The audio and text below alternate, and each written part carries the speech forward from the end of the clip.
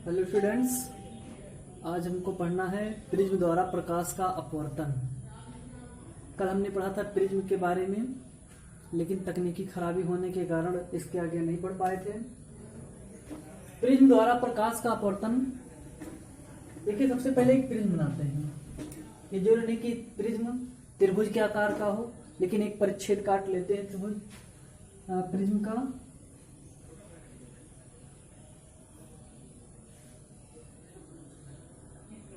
ये एक प्रिज्म है जिसका प्रिज्म कोण ए है, पी क्यू आर। इस पर एक किरण आपतित होती है।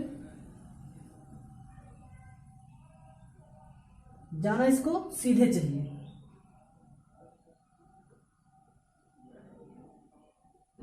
लेकिन अपवर्तन के नियमानुसार ये अभिलंब की ओर झुक जाती है।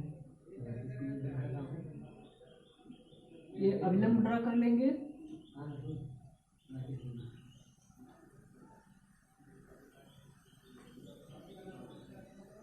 ये अभिलंब की ओर झुकती हुई दूसरे अपवर्तक पृष्ठ पर पहुंचती है।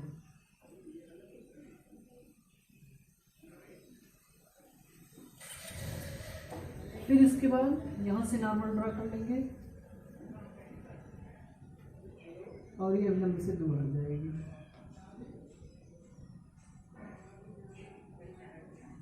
ये I1, R1, R2, I2। इन किरणों को अगर हम पीछे बढ़ाते हैं तो ये किरणें एक दूसरे से बिंदु G पर कटती हैं। यही कोण डेल्टा है। देखिए, ये एक प्रिज्म है और प्रिज्म का एक परिच्छेद काट है, यानी सीधे उसको काटा गया है। तो इसमें प्रकाश का अपवर्तन कैसे होता है? तो प्रकाश के अपवर्तन के लिए एक कोई प्रकाश की किरण है। मान लेते हैं कि ये OC प्रकाश की किरण पृष्ठ PQ पर आपतित होती है। तो जाना तो इसको सीधे चाहिए, लेकिन ये अभिलंब की ओर, देखिए हमने जब अभिलंब ड्रॉ किया तो अभिलंब की ओर झुक करके चली जाती है। दूसरे अपवर्तक पृष्ठ PR पर पहुंचती है। फिर अभिलंब, क्योंकि यहाँ पर वायु से विरल से सघन में जा रही है और यहाँ पर सघन से विरल में जा रही है, तो अभिलंब से दूर हटती हुई निर्गत हो जाती है। और मानते हैं कि निर्गत कोण I2 है और आपतन कोण I1 है ना। तो ये सीधी जो है आगे बढ़ जाती है, निकल जाती है। ऐसी स्थिति में बस इतना हमको कंफर्मेशन देना है कि किस तरीके से प्रकाश का प्रिज्म में अपवर्तन होता है ना। तो देखिएगा, जब हम जो प्रकाश की किरण है, आपतित प्रकाश किरण को आगे बढ़ाते हैं, फिर अपवर्तित प्रकाश किरण को पीछे बढ़ाते हैं, तो ये किरणें एक ऐसा नियत बिंदु आता है, यहां पर एक दूसरे को काटती हैं। इसको मान लेते हैं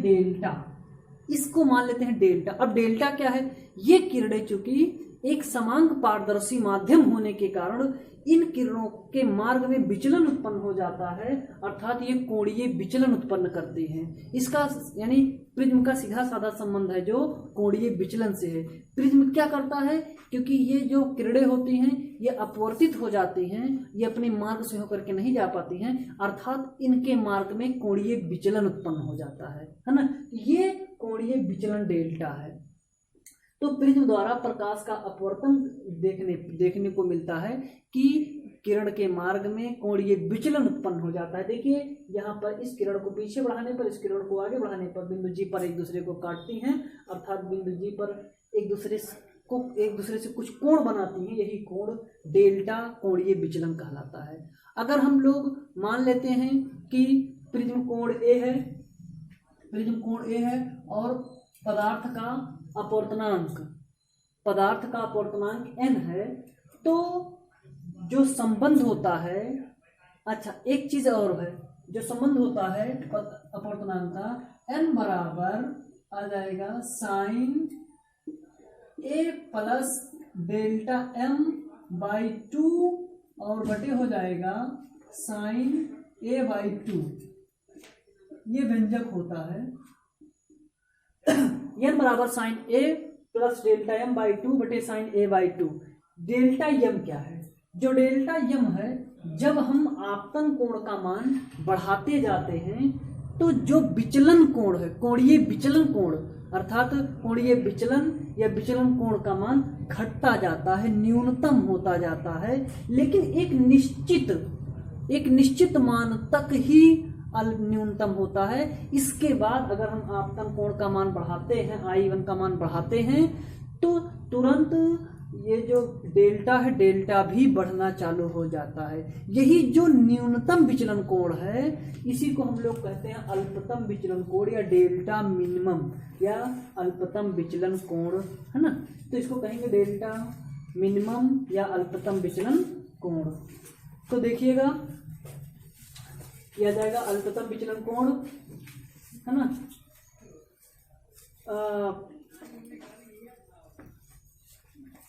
अब सवाल यही उठता है कि अल्पतम विचलन कोण क्या होता है? अल्पतम विचलन कोण इसी जब I1 यानी आपतन कोण का मान बढ़ाते जाते हैं तो ये घटता है, कोणीय विचलन या विचलन कोण का मान घटता जाता है, लेकिन एक नियत मान तक ही घटता है। इसके बाद जब हम इसका मान बढ़ाते हैं तब ये भी बढ़ता जाता है। अब अगर इसके पदार्थ का अपवर्तनांकन है और प्रिज्म कोण ए है, तो जो सूत्र होता है m बराबर sine A plus delta m by 2 बटे साइन ए बाई 2, इसका जो डेरिवेशन है वो इंटर में है, हाई स्कूल स्तर पर नहीं है। इस प्रकार प्रिज्म क्या करता है कि जो प्रकाश की किरणें हैं उनके मार्ग में विचलन उत्पन्न कर देता है। यही प्रकाश का अपवर्तन है प्रिज्म द्वारा। अच्छा, अगर मान लेते हैं पतला प्रिज्म है, पतले प्रिज्म के लिए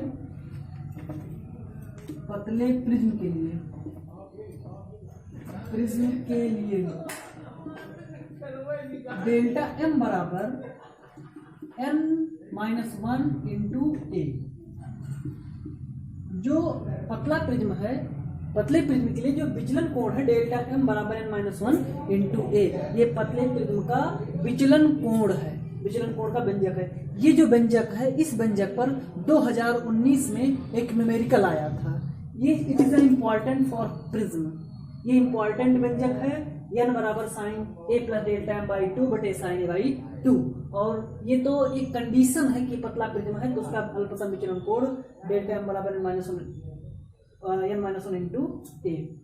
अच्छा, ये तो हमने पढ़ लिया। अब इस प्रिज्म का जो मेन है, अब हम पढ़ने जा रहे हैं।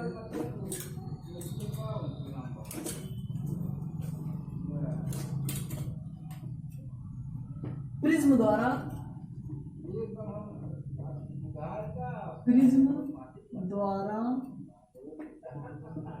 प्रकाश का वर्ण विक्षेपण,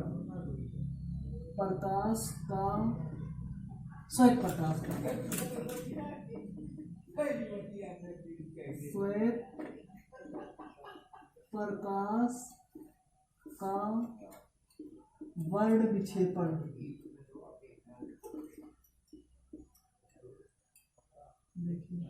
यही मेन बहुत इंपॉर्टेंट टॉपिक है ये। अब वर्ण विक्षेपण क्या होता है?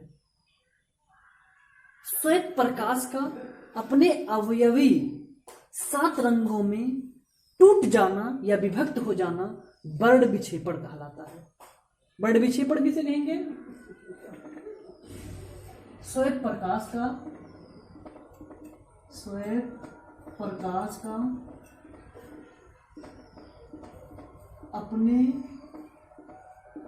अवयवी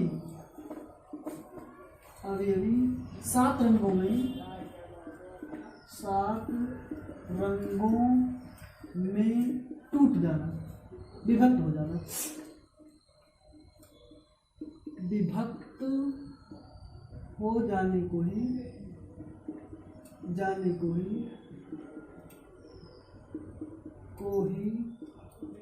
वर्ण विक्षेपण कहते हैं। विक्षेपण, है ना। वर्ण विक्षेपण क्या होता है? यही बहुत, जैसे विक्षेपण का मतलब क्या है? विक्षेपण का मतलब टूटना होता है। और श्वेत प्रकाश का अपने अवयवी रंगों में विभक्त हो, जैसे श्वेत प्रकाश 7 रंगों में विभक्त होता है जो हमको दिखता है देखने वाले दृश्य में, है ना। तो श्वेत प्रकाश का अपने अवयवी 7 रंगों में विभक्त हो जाने को ही वर्ण विक्षेपण कहते हैं, है ना। अब प्रिज्म द्वारा वर्ण विक्षेपण क्या होता है? जब कोई श्वेत प्रकाश प्रिज्म पर आपतित होता है तो वह 7 रंगों में विभक्त हो जाता है। इसी को प्रिज्म द्वारा श्वेत प्रकाश रंग का वर्ण विक्षेपण कहते हैं, है ना।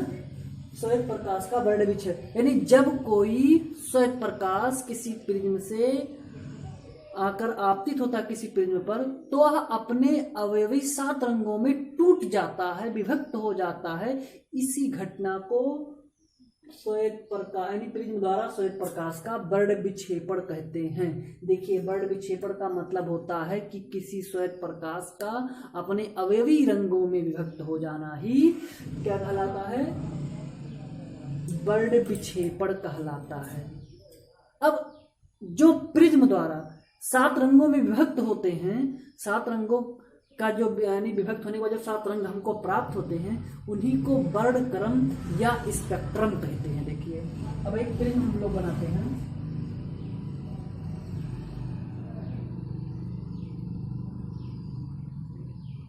अब प्रिज्म द्वारा अगर हमको वर्ण विक्षेपण प्राप्त करना है तो इसके लिए हमको एक पर्दा लगाना पड़ता है। तो मान लेते हैं पर्दा है, देखिए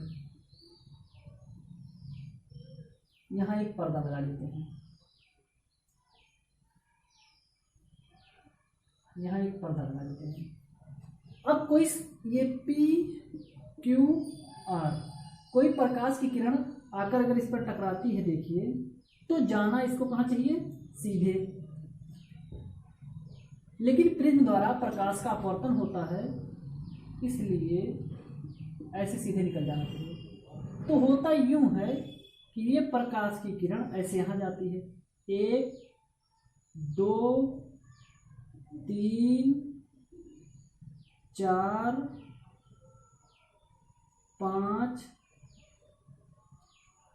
6 और ये 7, ये 7 रंगों में टूट जाती है।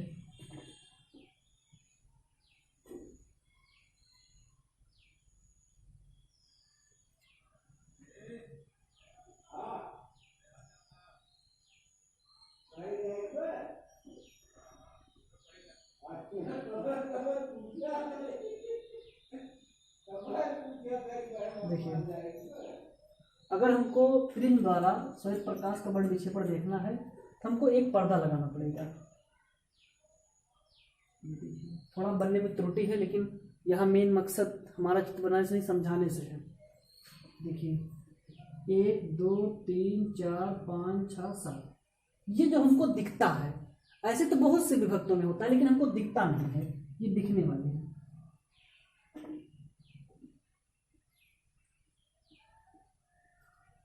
प्रिज्म द्वारा प्रकाश का वर्ण विक्षेपण क्या होता है? श्वेत प्रकाश का वर्ण, जब कोई श्वेत प्रकाश किसी प्रिज्म पर आपतित होता है तो वह अपने अवयवी 7 रंगों में टूट जाता है या विभक्त हो जाता है। इसी घटना को प्रिज्म द्वारा श्वेत प्रकाश का वर्ण विक्षेपण कहते हैं। इसी घटना को क्या कहते हैं? यानी प्रिज्म द्वारा श्वेत प्रकाश का वर्ण विक्षेपण कहते हैं। और वर्ण विक्षेपण किसे कहते हैं? श्वेत प्रकाश का अपने अवयवी रंगों में टूट जाना ही वर्ण विक्षेपण कहलाता है। एक चीज बहुत इंपॉर्टेंट होती है, स्पेक्ट्रम क्या है? What is spectrum? Spectrum prism द्वारा वर्ण विक्षेपण के फलस्वरूप प्राप्त रंगों के समूह को क्या कहते हैं? वर्ण स्पेक्ट्रम कहते हैं। स्पेक्ट्रम किसे कहेंगे?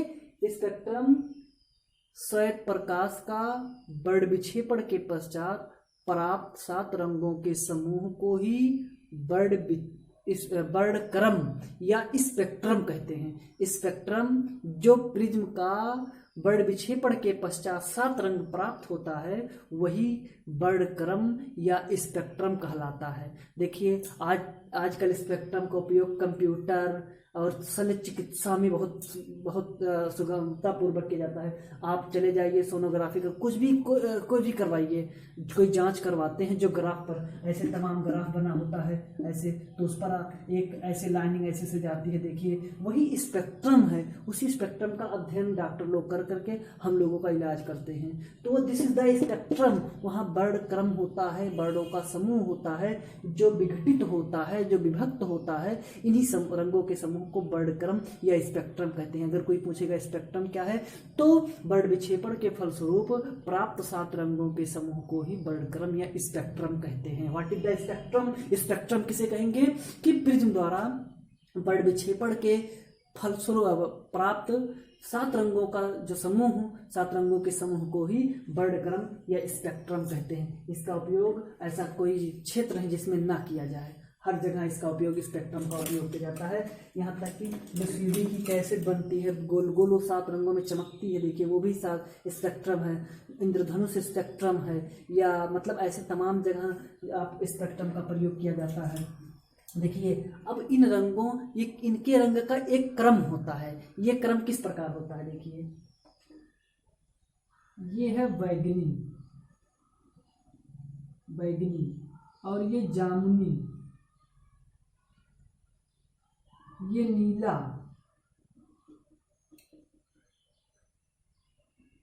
ये हरा, ये पीला, नारंगी, लाल।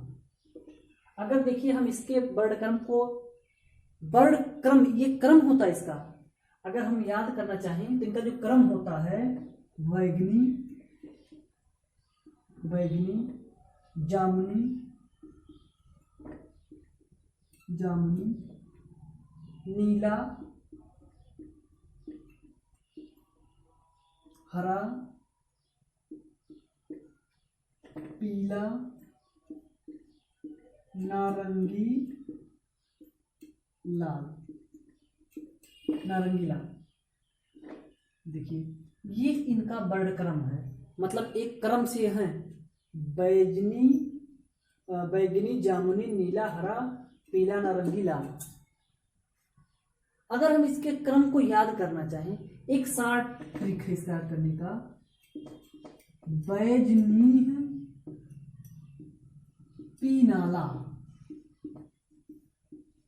देखिए बैजनी पीनाला। अगर प्रिज्म द्वारा प्राप्त जो रंग हैं, अगर हम उनका समूह याद करने का प्रयास करें तो ये हमने इसका फंडामेंटल स्वरूप देखा है। लेकिन अगर हम याद करना चाहें, यही क्रम है। वायलेट, सॉरी हाँ वायलेट, वायलेट मतलब होता है बैगनी, इंडिगो मतलब जामुनी, येलो मतलब ब्लू मतलब नीला, ग्रीन हरा, और इसके बाद पीला, येलो, नारंगी, ऑरेंज, रेड, लाल। अगर हिंदी में इसको याद करना चाहेंगे तो बैजनी पीनाला, बैगनी, जामुनी, नीला, हरा, पीला, नारंगी, लाल, है ना। तो ये है वर्णक्रम को या स्पेक्ट्रम को, दृश्य स्पेक्ट्रम है ये, अदृश्य नहीं है, दृश्य स्पेक्ट्रम जिसको हम लोग देखते हैं 7 रंगों का समूह। दृश्य स्पेक्ट्रम को याद करने के लिए, इनके क्रम को या वर्णक्रम को याद करने के लिए ये इसका क्रम है और ये इसका शॉर्ट ट्रिक है। अगर इसको हम अंग्रेजी में याद करें तो क्या हो जाएगा? धी से होता है वायलेट और इंडिगो, इसका इंडिगो, ब्लू, ग्रीन, पीला, नारंगी, लाल। इसको अंग्रेजी में विबग्योर से भी याद कर सकते हैं। अगर स्पेक्ट्रम का हमें याद करना है तो चाहे बैजनी पीनाला या अंग्रेजी के, यानी अंग्रेजी में स्पेक्ट्रम को विबग्योर से भी, VIBGYOR, विबग्योर से भी तैयार कर सकते हैं, है ना। स्पेक्ट्रम को चाहे इससे चाहे इससे चाहे इससे तैयार कर सकते हैं। देखिए एक बात और है, वेवलेंथ आज इन्हें हम अगले दिन बताएंगे कितनी वेवलेंथ किसकी होती है, तरंगदैर्घ्य। अच्छा एक देखिए, जो बैगनी है, बैगनी का विचलन कोण अधिक होता है जबकि लाल का विचलन कोण कम है ना। यानी बैगनी अधिक विचलित होती है, ये विशेष पॉइंट में हम कह सकते हैं बैगनी अधिक विचलित होती है, अधिक विचलित होती है।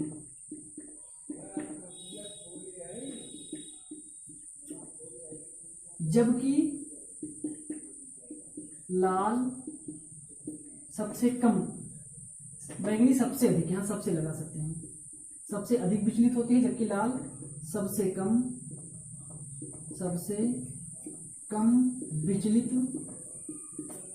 विचलित होता है। अर्थात बैंगनी का विचलन कोण सबसे अधिक और इसके बाद लाल का विचलन कोण सबसे कम होता है, और जिसका विचलन कोण सबसे कम होता है उसका वेवलेंथ उतना अधिक होता है, जिसका विचलन कोण सबसे अधिक कम होगा उसका जो है विचलन कोण अधिक होगा। और सॉरी देखिए, जिसका विचलन कोण जो अधिक विचलित होगी उसकी तरंग दैर्घ्य कम होगी, और जो कम विचलित होगा उसकी तरंग दैर्घ्य अधिक होगी, है ना। तो सबसे कम विचलित होती है, अर्थात बैंगनी का विचलन कोण सबसे अधिक, जबकि लाल का विचलन कोण सबसे कम होता है।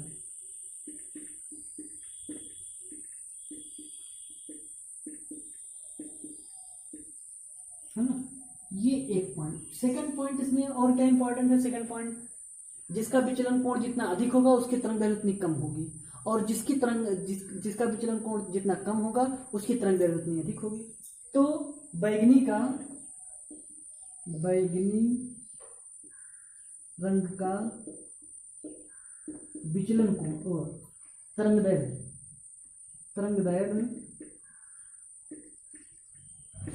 सबसे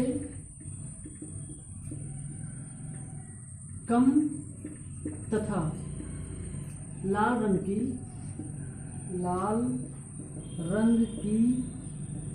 तरंगदैर्घ्य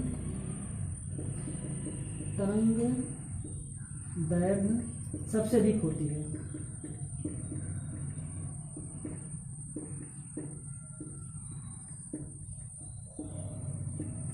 देखिए, ये पॉइंट आपको थोड़ा सा कम एक बार में समझ में आएगा, आप कई बार इसको देखिएगा तब समझ में आएगा।